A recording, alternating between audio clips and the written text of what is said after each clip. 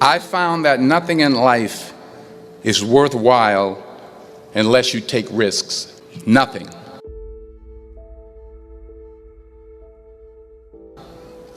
Nelson Mandela said, "There is no passion to be found playing small and settling for a life that's less than the one you're capable of living." Now, I'm sure in your experiences in school and applying to college and picking your major and deciding what you want to do with life, I'm sure people have told you to make sure you have something to fall back on. Make sure you got something to fall back on, honey. But I never understood that concept, having something to fall back on. If I'm going to fall, I don't want to fall back on anything except my faith. I want to fall forward. I figure at least this way I'll see what I'm going to hit. Fall forward. This is what I mean. Reggie Jackson struck out 2,600 times in his career, the most in the history of baseball. But you don't hear about the strikeouts. People remember the home runs. Fall forward. Thomas Edison conducted 1,000 failed experiments. Did you know that? I didn't know that. Because the 1,001st was the light bulb. Fall forward. Every failed experiment is one step closer to success. You've got to take risks, and I'm sure you've probably heard that before, but I want to talk to you about why that's so important. I got 3 reasons, and first, you will fail at some point in your life. Accept it. You will lose. You will embarrass yourself. You will suck at something. There's no doubt about it. And I know that's probably not a traditional message for a graduation ceremony, but hey, I'm telling you, embrace it, because it's inevitable. And I should know. In the acting business, you fail all the time. Early on in my career, I auditioned for a part in a Broadway musical. Perfect role for me, I thought, except for the fact that I can't sing. So I'm in the wings, I'm about to go on stage, but the guy in front of me, he's singing like Pavarotti, and I'm just shrinking, I'm getting smaller and smaller. So I come out with my little sheet music, and it was Just My Imagination by the Temptations. That's what I came up with.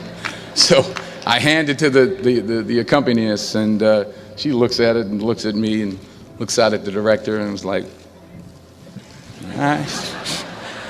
So I start, you know, I'm going to sing. I'm like, and I'm not saying anything, so I'm thinking I'm getting better. So I start getting into it, running. And they say, oh, yeah, thank you very much, Mr. Washington, thank you. So I assumed I didn't get the job. But the next part of the audition, he called me back. The next part of the audition is the acting part of the audition. Now I'm like, hey, okay, maybe I can't sing, but I know I can act.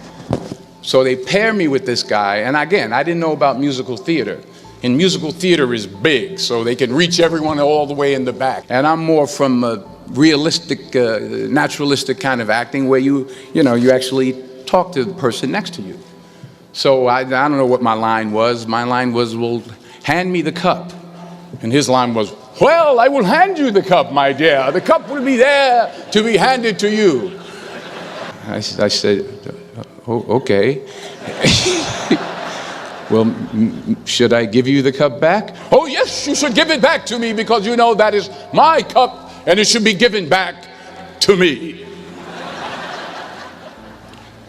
I didn't get the job. But here's the thing. I didn't quit. I didn't fall back. I walked out of there to prepare for the next audition and the next audition and the next audition. I prayed. And I prayed. But I continued to fail and fail and fail. But it didn't matter, because you know what? There's an old saying, you hang around the barbershop long enough, sooner or later you're going to get a haircut. So you will catch a break, and I did catch a break. Last year, I did a play called Fences on Broadway. Won the Tony Award. And I didn't have to sing, by the way.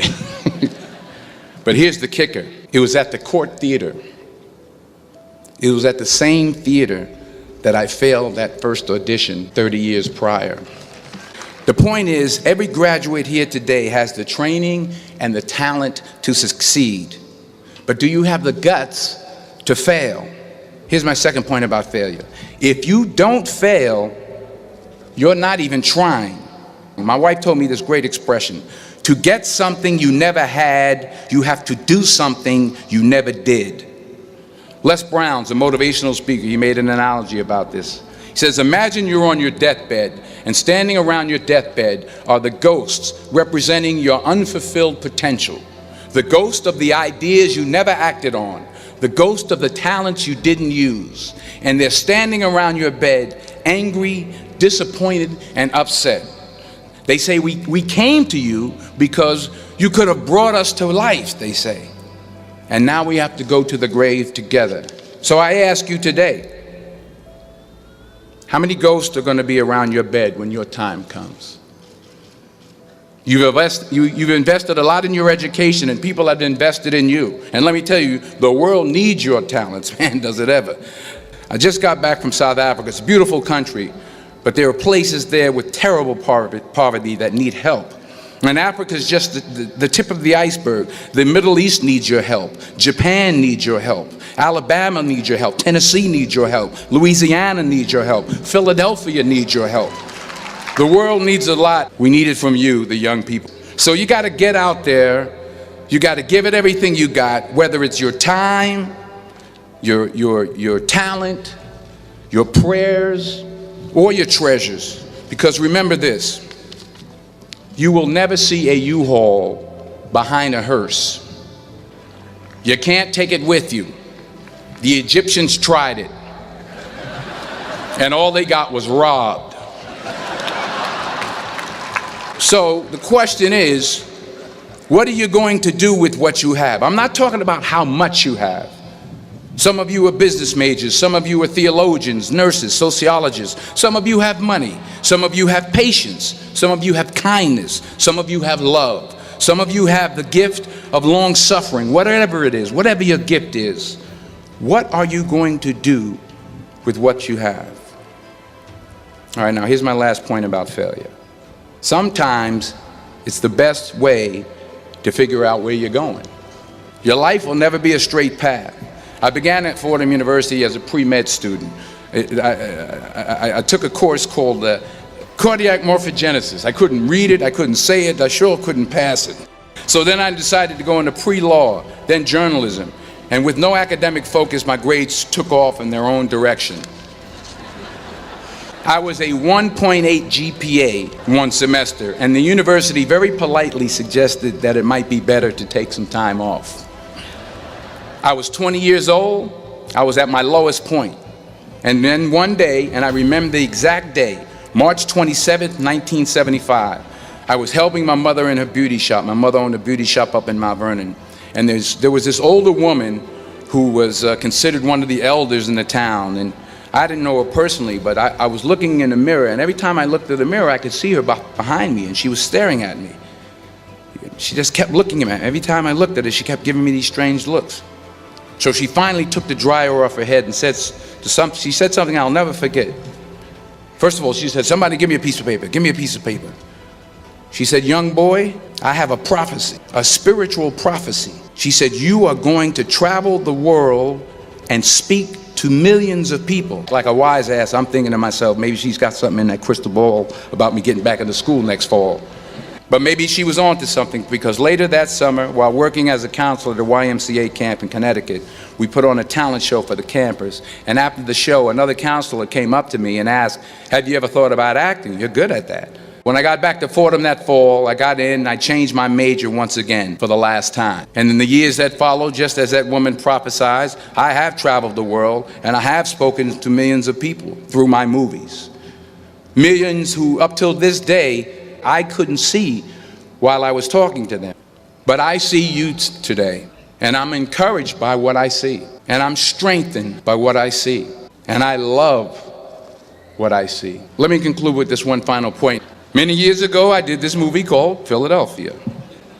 We filmed some of the scenes right here on campus.